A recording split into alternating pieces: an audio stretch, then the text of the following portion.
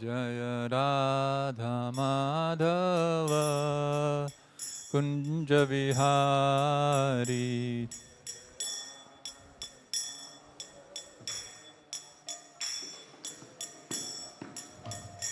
Jaya Radha Madhava Kunja Vihari. Jaya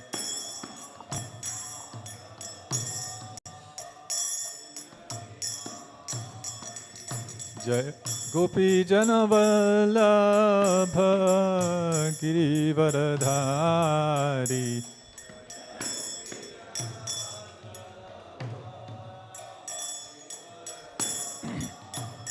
Jaya Gopi Jana Vallabha Girivaradhari. Jaya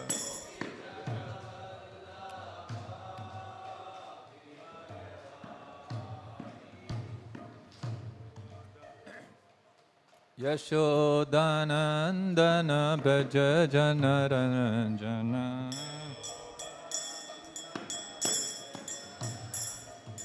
Yashodanandana Braja Janaranjana. Yamuna Tira Vanachari.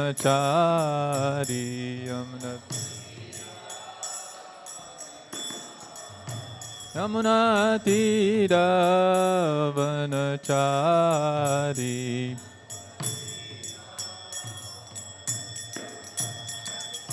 Jai Radha Madhava Kunja Vihari. Jai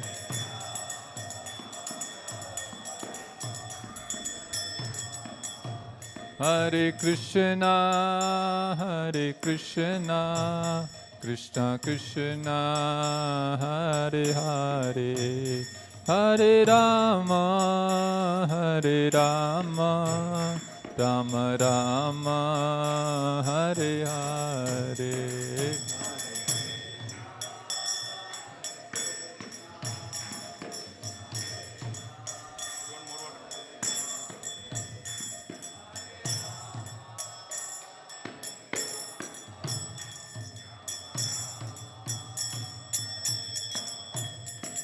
Hare Krishna, Hare Krishna, Krishna Krishna, Hare Hare, Hare Rama, Hare Rama, Rama Rama, Hare Hare.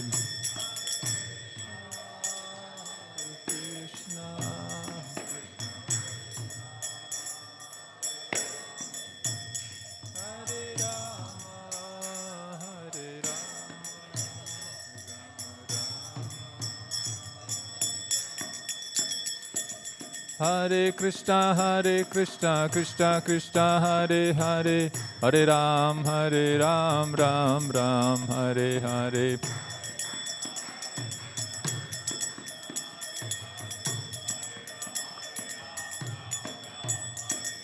Hare Krishna, Krishna Krishna, Hare Hare, Hare Ram, Ram Ram, Hare Hare.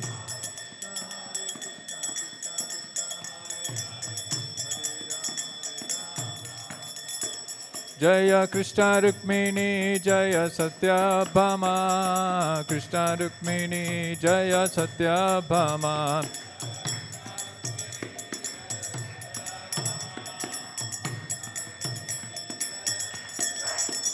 Jaya Nitai Gauranga, Nitai Gauranga, Nitai Gauranga, Jaya Nitai Gauranga.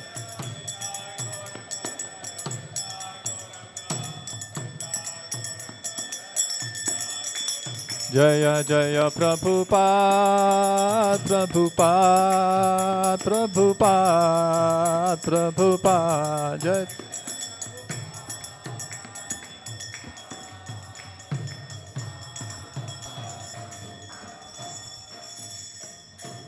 Jai Vishnupada Paramahansa Parivrajaka Acharya Ashtottar Sata Shri Srimad His Divine Grace Vishwaguru Yesi Bhaktivedanta Swami Srila Prabhupada Ki Jai. जय विष्णुपाद परमंस परिव्राजकाचार्य अष्टोत्तर शतश्री श्रीमद इस divine grace Srila भक्ति सिद्धांत सरस्वती गोस्वामी महाराज की जय।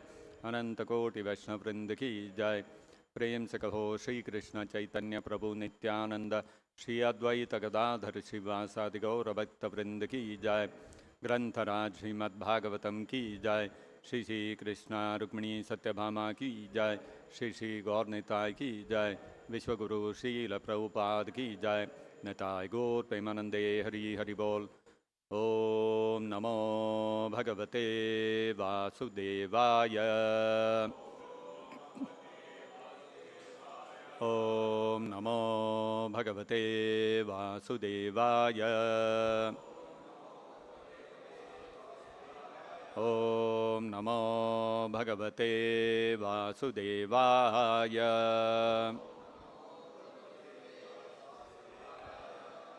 Reading from Srimad-Bhagavatam, Canto 1, Chapter 7, The Son of Drona Punished, verse number 11. Hare Guna Akshipta Matihi. Hare Guna Akshipta Matir. Hare Guna Akshipta Matir. Bhagavan Badarayanihi. भगवान बादरायणिः भगवान बादरायणिः अध्यगान महद आख्यानम अध्यगान महदाख्यानम अध्यगान महदाख्यानम नित्यं विष्णु जन प्रियः नित्यं विष्णुजनप्रियः नित्यं विष्णुजनप्रियः हरेर्गुणाक्षिप्तमतेर् भगवान् बादरायणिः अध्यगान् महदाख्यानम् नित्यं विष्णुजनप्रियः हरेर्गुणाक्षिप्तमतेर् भगवान् बादरायणिः अध्यगान् महदाख्यानम् नित्यं विष्णुजनप्रियः हरेर्गुणाक्षिप्तमतिर् हरेर्गुणाक्षिप्तमतिर् भगवान् बादरायणिः भगवान् बादरायणिः अद्यहान् महत् आख्यानान् अध्यज्ञान महदाख्यानाम् नित्यं विष्णुजनप्रियः नित्यं विष्णुजनप्रियः हरेर्गुणाक्षिप्तमतिर् हरेर्गुणाक्षिप्तमतेर् भगवान् बादरायणिः भगवान् बादरायणिः अध्यज्ञान महद आख्यानम् अध्यगान् महदाख्यानम् नित्यं विष्णुजनप्रियः नित्यं विष्णुजनप्रियः हरेर्गुणाक्षिप्तमतिर् हरेर्गुणाक्षिप्तमतेर् भगवान् बादरायणिः भगवान् बादरायणिः अद्यगान् महदाख्यानम् अध्यगान् महदाख्यानम् नित्यं विष्णुजनप्रियः नित्यं विष्णुजनप्रियः हरेर्गुणाक्षिप्तमतेर् भगवान् बादरायणिः अध्यगान् महदाख्यानम् नित्यं विष्णुजनप्रियः हरेः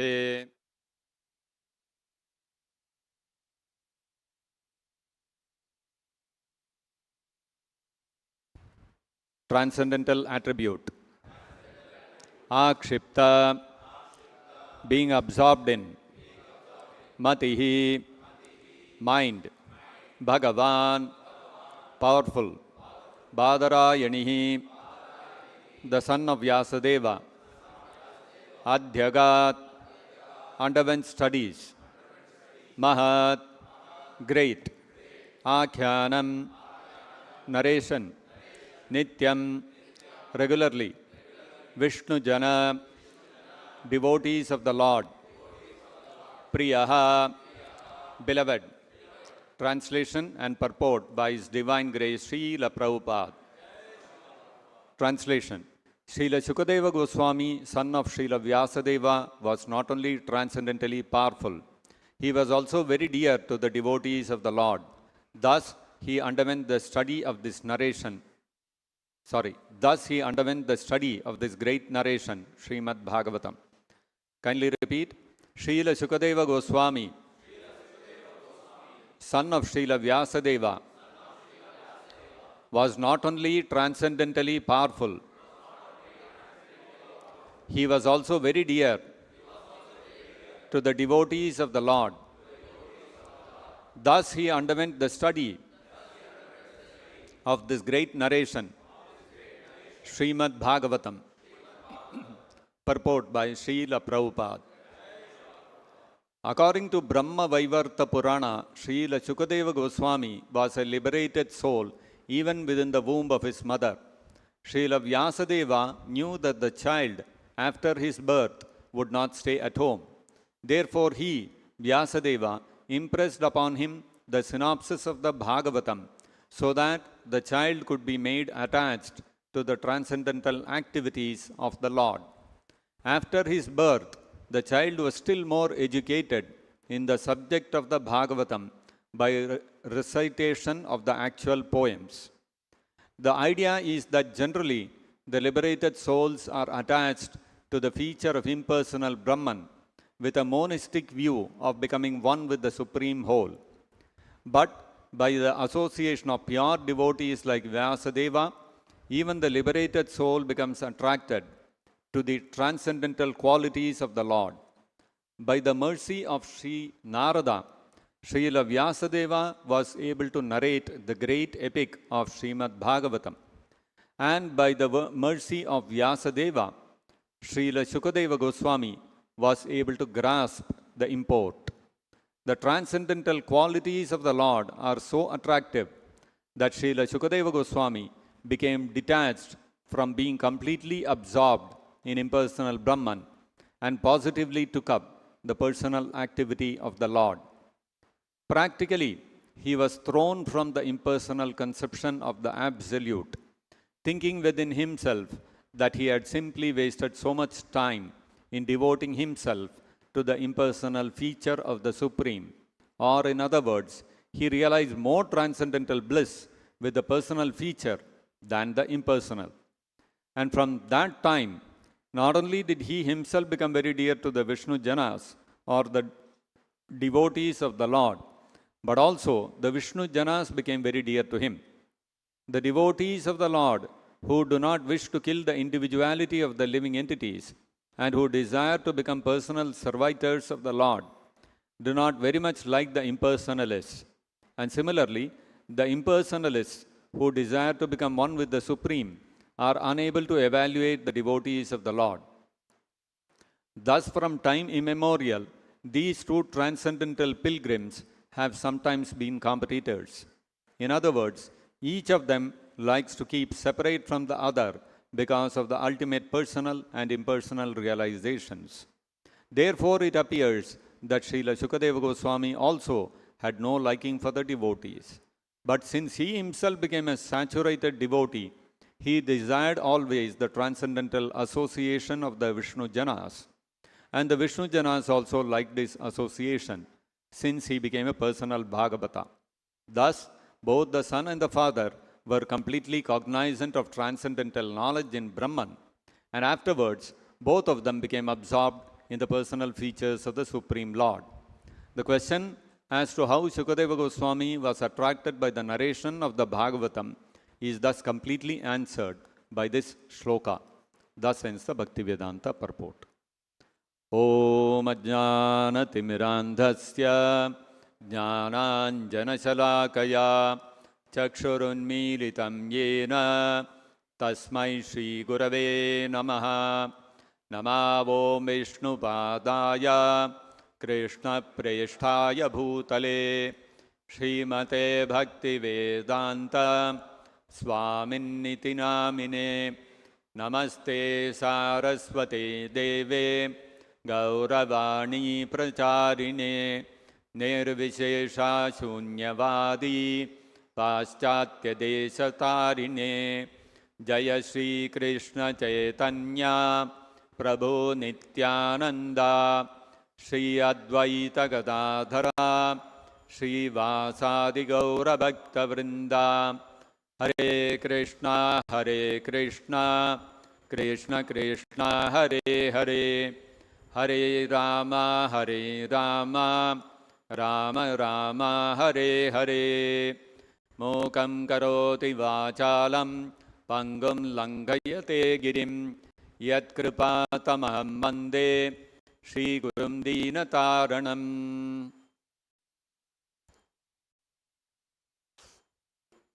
In 1912, there was a cruise which was organized from England to America. There was a lot of marketing, a lot of buzz created around it, and all the most wealthiest people of the time, they all became part of the cruise. The buzz was around a new ship which had been called unsinkable. It was called the Titanic. All of you would have heard about it. So it was called an unsinkable ship, and it was quite big. It was almost 900 feet long and about 100 feet wide, 90 feet wide, something like that. And it had all sorts of luxury facilities for the affluent class of people. There was even a gym where they could exercise with the latest equipment, and a lot of facilities for relaxation, for entertainment and things like that. This ship could hold almost about 3,000 people. It was that big. And when this ship set sail, almost about 2,500 people were on board. And the ship had 3 classes: first class, second class, and third class. Like we have in our trains here. We have first AC, second AC, third AC, then there is the sleeper class. So like that they had. So first class was for all the very rich, affluent class of people. Second class was for people who are in between, and third class was for the general people. So all kinds of people were on board.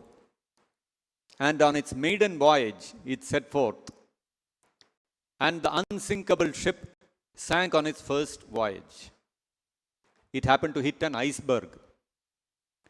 And because of the collision with the iceberg, the safety systems of the ship were compromised, and water started entering the ship. So immediately they had a lot of lifeboats. They put all the women and the children first into the lifeboats, then the men. They could accommodate only about 500 people in the lifeboats. Balance 1,700 people were right into the ocean water.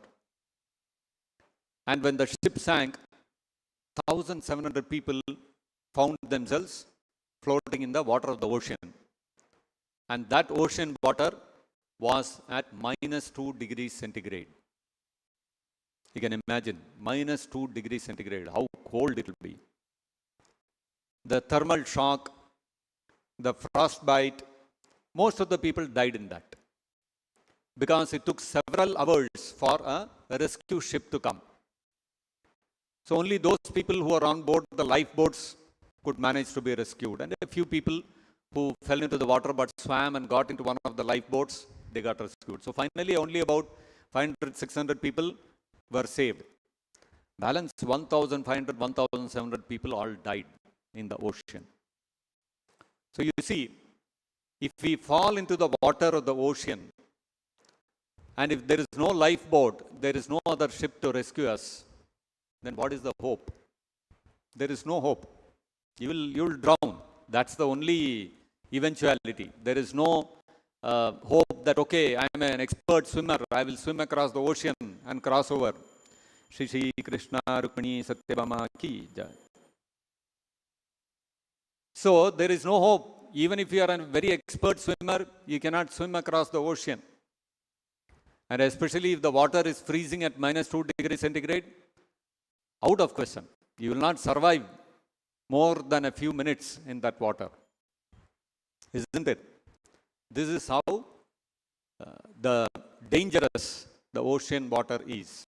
If one falls into the ocean, no hope. So, drawing this parallel, drawing this example, Bhaktivinoda Thakur has sung, Anadi karama phale padi bhavarnava jale, taribari na dekhi upai. So, Bhaktivinoda Thakur says, Anadi karama phale padi bhavarnava jale. I have fallen into the bhava arnava. I have fallen into an ocean of repeated birth and death. Because anadi karma phale, because of the reactions to my past activities, I have fallen into the ocean of repeated birth and death. This material world is often compared to an ocean. Why? Because anybody who has fallen into this ocean, there is no hope for him. Just like all those people who fell from the Titanic into the ocean water, no hope for them. Absolutely no hope. So similarly, this whole material manifestation is compared to an ocean of repeated birth and death. In the ocean from the Titanic, the people fell into the water. You are died, finished. That's all. But the ocean of this material manifestation is such that you die and you will take birth, again you will die, again you will take birth, again you will die. So this is like a chakra vyuha. This is like, you cannot escape out of this cycle of birth and death. Krishna also says in the Bhagavad Gita, Jatasya hi dhruvo mrityur janma mritasya cha. Once a person is born, guaranteed that he will die. Can anybody escape? Nobody can escape. Of course, nowadays in the news you can hear there is one billionaire from the US. So he is taking all sorts of medicines, injections and all these kind of things because he wants to live forever. But will he be able to live forever? Absolutely not. He will also have to die one day. So, anybody who is born in this material world has to die. Just like somebody fell from the Titanic into the ocean water, no other, this one for him, eventuality, no other hope, he has to die. So we are thinking we are very safe on the land. Those people in the Titanic, they fell into the ocean water. I am on the land, I am safe. But no, sir, all of us have to die. There is no alternative. So therefore, this is an ocean. And once you die, what happens? Jatasya dhruva mrityur janma mritasya cha. Once you die, you again take birth. And like this, the cycle will go on. So you see, you are caught up. All of us are caught up in this cycle of repeated birth and death. Although none of us want it. It's a very painful experience to either die or to take birth. When children are born, do they take birth with a big smile on their face and clapping their hands?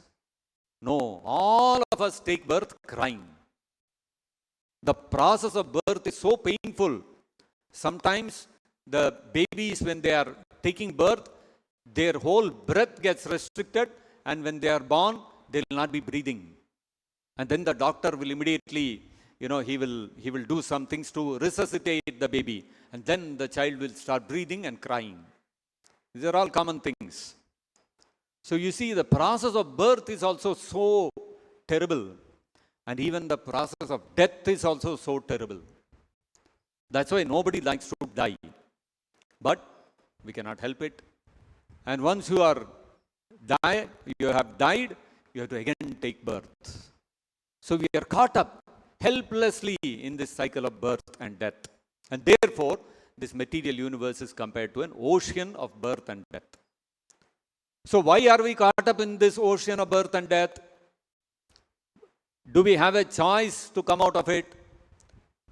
None of us took the choice, made a choice to take birth in this material world, to be subjected to the cycle of repeated birth and death. Did any of us make a choice? None of us made a choice. Suddenly we are born and we become aware, oh, I've been born.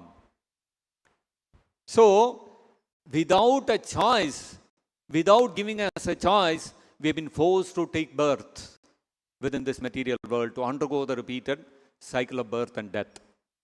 Why? Anadi karma phale, because of the result of our activities which have been going on since immemorial time. Anadi. You cannot trace out. At this point of time, I started engaging in material activities, and as a result, I've been forced into this cycle of birth and death. You cannot trace out. Therefore, it is said, Anadi, without a beginning. Eternally, practically almost eternally, we have been caught up in this ocean of birth and death on account of our own activities. Our activities which are centered around our sense gratification. Eating, sleeping, mating, and defending. These four activities have captured our mind. Our minds, our intelligence, our consciousness, our motivations, our feelings, they have all been captured by the activities of sense gratification involved in eating, sleeping, mating, and defending. And this has been going on anadi since time immemorial. And taribare na dekhi upay. And there is no upaya. There is no way I can escape this cycle of birth and death. This is the reality. So what do? We say that, okay, anyway, I cannot escape it, so close my eyes to it and become busy with my sense gratificatory activities. That's what is happening to the whole world. Nobody thinks about it. That one day I have to die. Nobody thinks about it. Everybody is busy making money, engaging in eating, sleeping, mating, defending, making bigger and bigger arrangements for these things. Why? Because they have no answer. They have no solution for coming out of this bhava arnava, out of this ocean of repeated birth and death. So, because our minds have become absorbed in the activities of eating, sleeping, mating, and defending like this, we have become practically mad after sense gratification. And this madness is fueled by the three modes of material nature. The three gunas, the mode of goodness, the mode of passion, the mode of ignorance. Satoguna, Rajoguna, Tamoguna. These are fueling our desire to fulfill the sense gratificatory pushings of the body. And so, we are engaged in these sense gratificatory activities being fueled by the three modes of material nature. So, we are mad after sense gratification. So, as today's verse, it is being said, Guna akshipta matihi. Our mati is also guna akshipta. Our mind is also absorbed. Our mind has been captivated by gunas. Which gunas? Three gunas, the modes of material nature. Now, in the case of Shukadeva Goswami, he is also guna akshipta matihi. His mind is also become mad. After guna, which guna? Hare guna akshipta matir.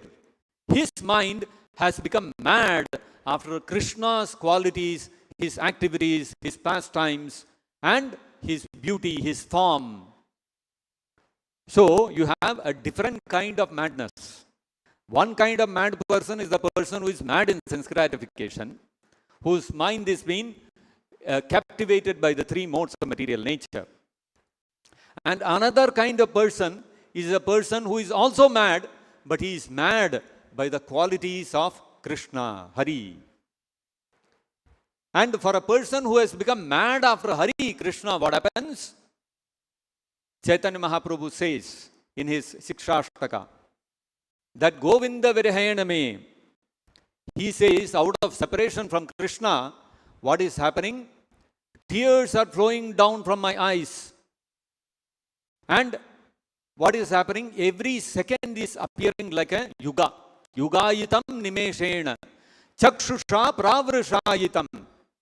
Yugayitam nimeshena. Even a nimesha appears like a yuga. Yuga means a huge period of time. 43,20,000 years constitutes one Mahayuga.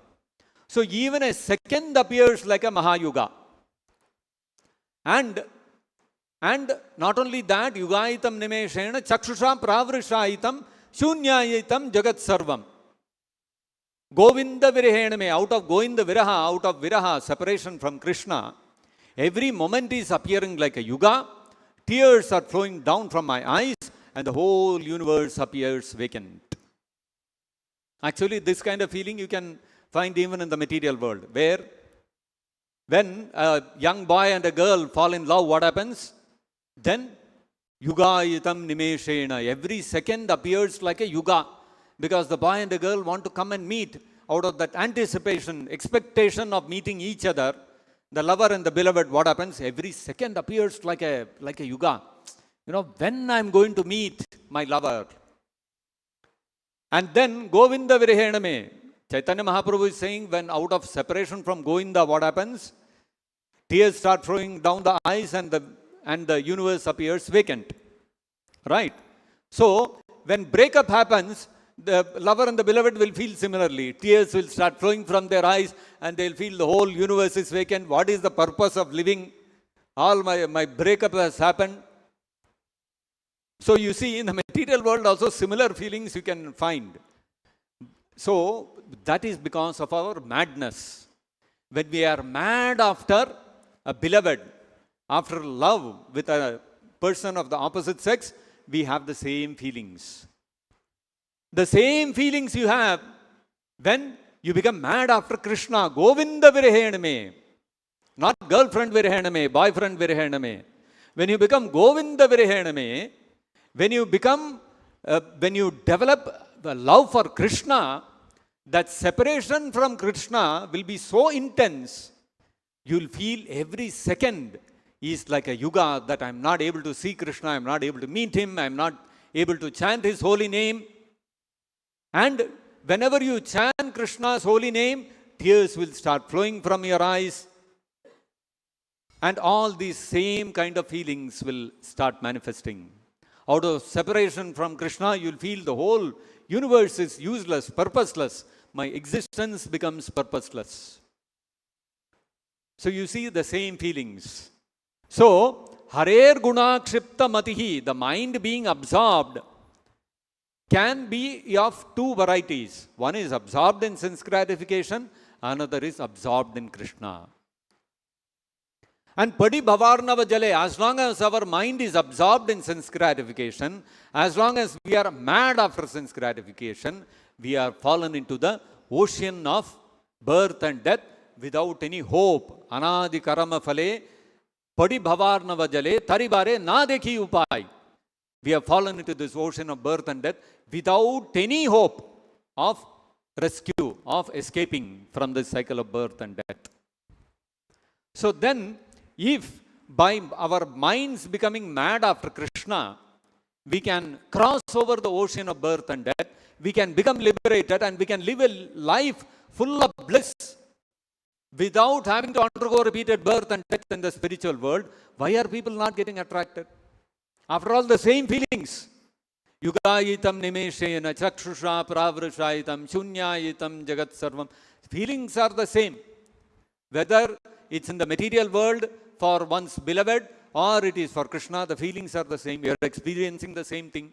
So why not become mad after Krishna? So that doesn't happen until and unless one comes in touch with a pure devotee. So, until we come in touch with a pure devotee, Hare guna kshipta matihi will not happen. We will not become attracted by Krishna's, Hari's qualities. Actually, all of us, we are born in India. From childhood, when we are growing up, we hear a lot of stories from Mahabharata, Ramayana, from Srimad-Bhagavatam, how Krishna lifted Govardhan hill, how Krishna danced on the hood of Kaliya. All this we have heard, isn't it? These are all not new things for us. We have heard all these things. But did our minds become guna kshipta matihi harehe? Our minds became absorbed in Krishna, Hari, So much so that we give up all other activities and want to come and sit in the on a Sunday morning in the temple and hear Bhagavatam class. You know, childhood onwards we have been hearing all about Krishna, but moment Sunday comes, we will run. We want to play cricket, we want to play football, we want to play this, we want to play that. Our minds are not attracted. But now what has happened? We have given up all those things, come into the temple and sitting here and hearing Bhagavatam. Why? How did this transformation happen in our heart? When did this transformation happen in our heart? When we started reading Prabhupada's books. So when you hear the same pastimes of Krishna, when we hear about the same qualities of Krishna, when we hear about the same instructions of Krishna given in the Bhagavad Gita, from the lips of a pure devotee like Srila Prabhupada, what happens? Our mind gets transformed. Our mind, which is absorbed in the material nature, Maya guna kshiptamati, that was our mind before we came in touch with Krishna, before we came in touch with Prabhupada. Once we started hearing from Prabhupada, what happened? The same mind got transformed into Hare guna kshiptamati.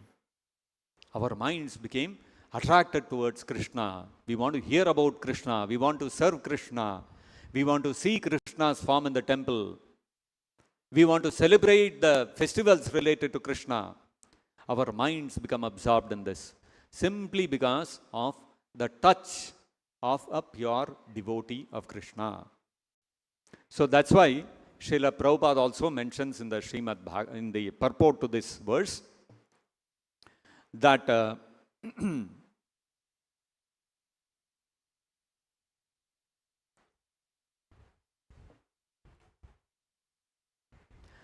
therefore, Vyasadeva impressed upon him the synopsis of the Bhagavatam. So, Vyasadeva spoke about the Bhagavatam to Shukadeva Goswami. And by the association of pure devotees like Vyasadeva, even the liberated soul becomes attracted to the transcendental qualities of the Lord. So, a person who is absorbed in material sense gratification may, at some point of time, may become frustrated with the failures, with the futility of engaging in sense gratification, being caught up in the cycle of birth and death. And he may strive for moksha, liberation, through the path of jnana. You will find a number of people who are involved in the path of jnana also. They are all impersonalists. So not only the anadi karama phale, padi bhavarnava jale, not only those people who are absorbed in materialistic sense gratificatory activities in the world, even those who are striving for moksha through the path of jnana, even their minds will become attracted by the qualities of Krishna if they hear about it from the lips of a pure devotee. So, the idea is that generally the liberated souls are attached to the feature of impersonal Brahman with a monistic view of becoming one with the Supreme Whole. But by the association of pure devotees like Vyasadeva, even the liberated soul becomes attracted to the transcendental qualities of the Lord. This is the essential point that we all have to understand. Simply hearing about Krishna is not enough. The source from which we hear about Krishna, the Bhagavatam, the Bhagavad Gita, Ramayana, Mahabharata, also makes a big difference. Although we may hear about the Bhagavad Gita, Bhagavatam, Ramayana, Mahabharata from many sources, our minds will not become Hare Guna Kshiptamatihi. Like when Srila Prabhupada went to the US in 1965, already there were more than 700 editions of the Bhagavad Gita in English. But not one person had become a devotee of Krishna. But Prabhupada published the Bhagavad Gita in English, Bhagavad Gita as it is. In 1968, the abridged version, 1972, the full edition. After that, what happened? Thousands of people started becoming devotees of Krishna. Even today, anybody reads Prabhupada's Bhagavad Gita as it is, his mind will become attracted to Krishna. We all have come like that, no? We have read Prabhupada's books, and then we have become attracted to Krishna. We have become attracted to chanting Hare Krishna. And we have become attracted to Krishna's temple.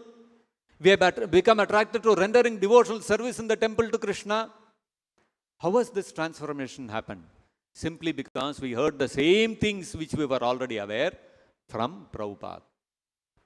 So therefore, we have to understand the Bhagavatam is driving forth this essential point from the life of Srila Shukadeva Goswami. Bhagavan Badarayanihi. Badarayani refers to Shukadeva Goswami, who is the son of Vyasadeva. So, Vyasadeva's son was already Bhagavan Badarayani. He was already a great transcendental personality. He was already self-realized when he took birth.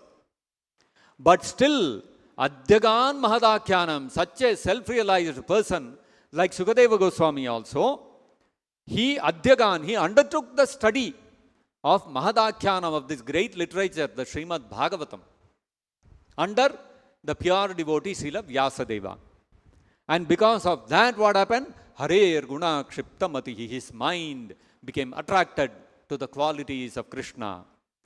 And until that point of time, he had no attraction or no consideration, no respect for the devotees of Krishna. But after becoming Hare Guna Kshiptamati, he became attracted to the qualities of Krishna. He became a devotee of Krishna. He started rendering devotional service to Krishna. What happened?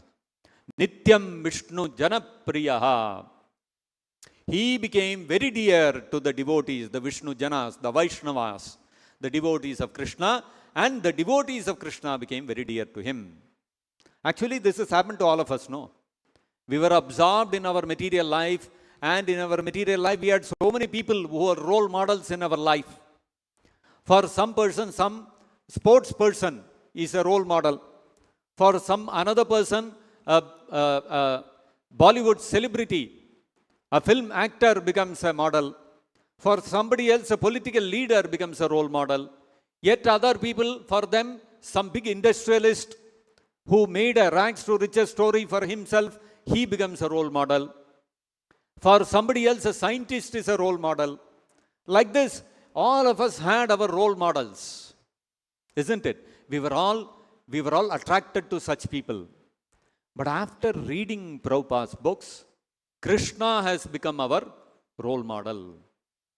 All the other role models, we have lost our interest in them. Why? Because of hearing from a pure devotee, Srila Prabhupada. And so therefore, Nityam Vishnu Janapriyaha. For us now, being in the association of devotees on a Sunday, coming to the temple, being in the midst of Vaishnavas, gives us great happiness. We don't want to go to some club, go to some other place where there will be all our friends, all our relatives, not interested in all this. So why our interest in all these things went away? Because we started hearing about the qualities of Krishna from the lips of a pure devotee, Srila Prabhupada. So the Bhagavatam wants to drive home this point through the narration of the personal story of Srila Shukadeva Goswami, that even if you are absorbed in sense gratification, even if you are Maya Guna Kshiptamati, or you are Moksha Guna Kshiptamati, whatever you are attracted by, whether you are attracted by sense gratification, or you are mad after sense gratification, you are mad after moksha or liberation, whatever you hear from Srila Prabhupada, from a pure devotee, your mind will get transformed to Hare Guna Kshiptamati. This is the point. So therefore, we should not hear about the Bhagavad Gita, Bhagavatam, Ramayana, Mahabharata from any source. We should be very careful to hear all these literatures, transcendental literature, from the lips of a pure devotee, from Srila Prabhupada. And if we do that, then our minds will become absorbed in Krishna. And if our mind is absorbed in Krishna, the miseries of the material nature will no longer affect us, and we will anadi karama phale, we will become freed from that reaction of activities which has been going on since time immemorial, and padi bhavarnava jale, we will get out of this ocean of repeated birth and death. So this is the real process, which is very simple, which can be executed even by a child even by an elderly, anybody, man, woman, irrespective of gender, irrespective of race, irrespective of nationality, irrespective of religion, no matter what background you come from, illiterate, literate, intelligent, unintelligent, whatever it is, simply come in touch with a pure devotee and follow his instructions, hear from him about Krishna, and you will get attracted to rendering devotional service to Krishna, and by this you can get liberated and go back to Godhead. This is the message we get from the personal life of Srila Shukadeva Goswami. So I'll stop here. If there are any questions or comments, we can discuss. So Srila Prabhupada has left behind so much transcendental literature. And if we make it a practice to read Prabhupada's books, hear Prabhupada's lectures, and absorb our mind in this, then what will happen? Very quickly our mind will get fixed up at the lotus feet of Krishna, which is what is required, which is what is expected, having got the human form of life. Yes, please. Hare Krishna. Prabhu, so Shukadeva Goswami, it is told he was a liberated soul from the beginning, like that. So when did he got the chance to hear about Srimad-Bhagavatam? Like, within the womb only he was hearing the Bhagavatam, or after he came out? As Prabhupada mentions in the purport here, Shukadeva Goswami, and as will be described in the later verses, he was already a liberated soul, having heard about spiritual transcendental literature, and from his previous life also he was a liberated soul. He was fixed up in impersonalism. Later, after he took birth, and you will see the descriptions coming also, that Shukadeva Goswami did not want to come out of the womb of his mother, because he thought, the moment I am born, I will become enamored by the glare of Maya, and I will again get caught up in the cycle of birth and death. Better I remain in the womb of my mother. So for 16 years he remained within the womb of his mother. And then when he came out of the womb of the mother, when he took birth, he immediately wanted to leave the home and go away. So it is at that time that Vyasadeva instructed him, and Shukadeva Goswami got attracted to the qualities of Krishna, Hare Guna Kshiptamatihi, and then he engaged in a full study of the Srimad-Bhagavatam under his father Vyasadeva. So that is the sequence of things that happened, which we will see as we go along. Any other question or comment? Yes.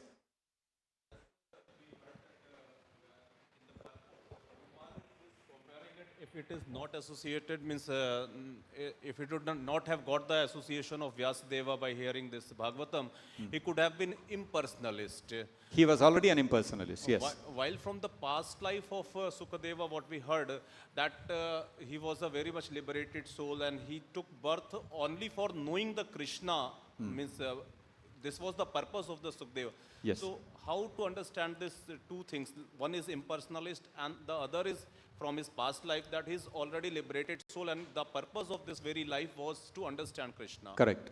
So what we have to understand is, even though one may be a liberated soul, liberated in the sense one is no longer bound up by the modes of material nature, by the laws of material nature. Although one may be liberated, even an impersonalist is a liberated, can be a liberated soul.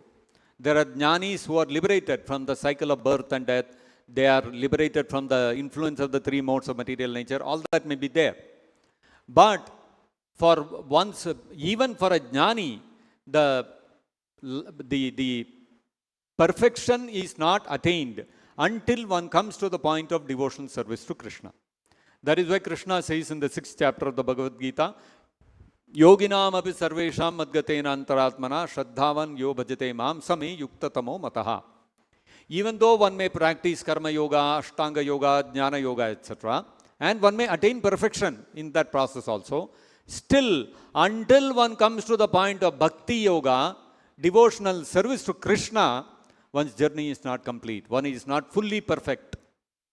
Because aruhya krishrena param padam tatat patantyado anadruta yushmadangrayaha. Even though an impersonalist may rise up, aruhya krishrena param padam, he may rise up to almost the final stage, getting liberated by merging into Brahman. He may reach that stage. But because of lack of activity in that Brahman, what will happen? because he has not taken shelter of the lotus feet of Krishna. Anadruta yushmad angreya patantyadaha. Again they will fall down to this material world after some time. So, liberation or moksha or mukti is also temporary. It is not permanent. Permanently, if you want to get freed from the cycle of birth and death from this material world, that's possible only when you become a pure devotee of Krishna and go back to Godhead, back to Vaikuntha, Goloka, Vrindavan. So, even in the case of Shukadeva Goswami, although he was a liberated person, he was fixed up in impersonalism, still his journey is not complete. He is not become fully perfect. And because he was an impersonalist, he was not an offender at the lotus feet of Krishna. Mayavadis are offenders at the lotus feet of Krishna. Impersonalists are not. Impersonal means they have no knowledge of Krishna. They have not heard of Krishna. They have not heard about his wonderful qualities from a pure devotee. They are not trying to misinterpret the Bhagavatam, Bhagavad Gita and all. It's just that they have heard from the Upanishads and Vedanta Sutras and they have thought that their knowledge is not complete. They are thinking that Brahman is the supreme. Who is that Brahman? What is that Brahman? They have no idea. So they start their life of tapasya, of developing the jnana and practice self-restraint, avoid sense gratification. They engage in tapasya. Because of all that, they ultimately reach to the impersonal Brahman. But when they are fixed up in that impersonal Brahman, if they happen to come in touch with a pure devotee, then their life will change. They can also become pure devotees. Like it is seen in the case of the 5 Kumaras, the Sanat Kumaras. They also were fixed in impersonalism. Later, when they happened to smell the Tulasi Gandhavayu, when they happened to smell the Tulasi leaves offered at the lotus feet of Narayana, their mind also changed and they decided to become devotees of Krishna. Because they were impersonalists, they were not Mayavadis. Similarly, Shukadeva Goswami was also fixed up in impersonalism. But after hearing about Krishna's qualities from Vyasadeva, a pure devotee, his mind also changed. That is how we understand. Is that okay? Anybody else? Yes, please. Hare Krishna Prabhu. So my doubt is, usually an impersonalist, he's considered a liberated soul. He's out of all moods of material nature and all that. So impersonalist means after he attains perfection. After he attains perfection. Yes. But since they are not associated with any of the devotional service or any or the kind of things that is related to Krishna, and at the same time they are out of material bondage, how do they derive pleasure from that? So there is something known as Brahmananda. There is a pleasure, like for example Prabhupada gives, Prabhupada told the story of about in the olden days how the kings used to punish the criminals, the miscreants.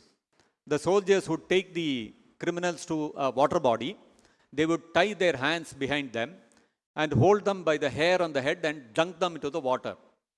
And when the criminal is about to drown, they will pull him out of the water. And when he takes one breath, one gulp of air, he takes and immediately dunk him again into the water.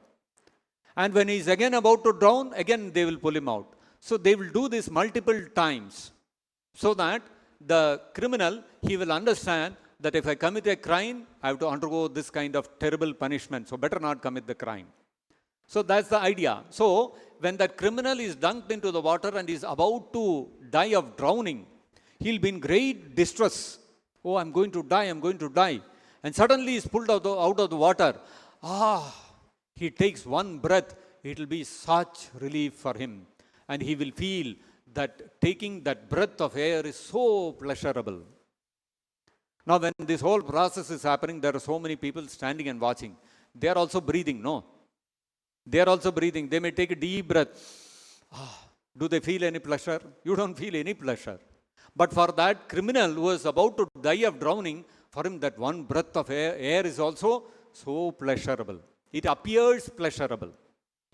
What is actually happening if you analyze, when he is pulled out of that water, that miserable condition is stopped temporarily. So that relief from distress itself gives a sense of happiness. So if you leave the person like that for some time, after a little while, the pain of the distress has died down, he is breathing normally, all that sense of pleasure will die away. This is natural. So now a person who is absorbed in material activities and undergoing different kinds of distresses because of that, the tapatraya, the problems of birth, death, disease, old age and all these things. Now when he comes to the point of jnana and all those problems are stopped, he feels great relief from the frustration and from the distress of material life. And so that relief he experiences as Brahmananda. He feels, oh, this is so wonderful, no more distress. And that keeps them going in jnana. But that is a state of coming from negative to zero. You have come to the stage of zero. Now you have to come to the positive stage. Now if you engage in rendering devotional service to Krishna, then you can experience real bliss.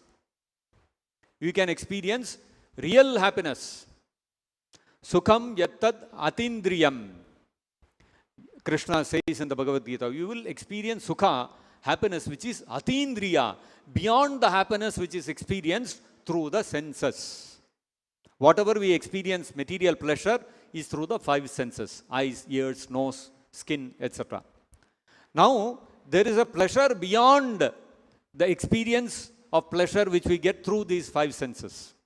Sukham yattad atindriya grahyam. That pleasure is spiritual pleasure, which is obtained by serving the lotus feet of Krishna. So, for a person who is an impersonalist, he is simply becoming free from the distress associated with sense gratification. Because whatever pleasure we experience through the senses will eventually end in a bigger distress. Adyantavantah kaunteya, Krishna tells in the Bhagavad Gita, yehi sansparshaja bhoga dukkha yonaya evate. Whatever happiness we experience through these senses, through the jnanendriyas, five knowledge acquiring senses within this material world, eventually at one point of time it will have to end. And when it ends, it will bring so much distress with it.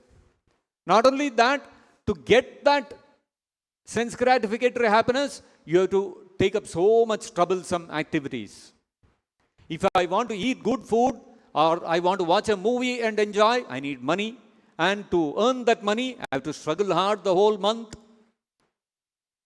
And I struggle hard and work for the whole year. Then in the summer holidays, I can go for a week of vacation and come back. So I enjoy that vacation for 1 week. For that enjoyment of 1 week vacation, I have to work for 1 full year. And when I go on that vacation also, what will happen? Some problem will happen. Some flight will get cancelled. Some flight will get delayed. You will miss your connecting flight. Or you will land up at the hotel. There will be some power cut. And then it will become very hot and stuffy. All these kind of problems will happen. So your pleasure in that vacation is also mixed. It is not unadulterated pleasure. This is the nature of pleasure within this material world. First of all, to get that pleasure, you have to struggle hard. And once you get it, that will also be adulterated with distress. Like Prabhupada says, you get kheer. Kheer or payasa, if you take, very sweet and very likable. But suppose somebody has mixed a few grains of sand into that. Then what will happen? This one spoon you are taking, you are thinking whether I'll get some sand in all pleasure gone. You will keep it aside. You will say, I don't want this. That's the nature of pleasure within the material world. So, to enjoy pleasure within the material world is distressful. It will come to end at one point of time, and it is always mixed with pleasure. And to get it also, you have to undergo so many distresses. So when a jnani sees the futility of this, he will say, enough, I don't want this. And he will say, let me engage in activities which will give me moksha. He will start engaging in impersonal cultivation of impersonal knowledge. And by that, he will come to the stage of liberation, where he feels, freedom from all these miseries. That is called Brahmananda. So it is a state of zero. It is just the state where you are free from distresses. But it's not real pleasure. And real pleasure comes when you go beyond that and engage in devotional service to Krishna. Is that fine? So we'll stop here. Grantaraj Srimad-Bhagavatam ki jai. Vishwaguru Srila Prabhupada ki jai. Nitai Gaur Premanande Hari Hari Bol.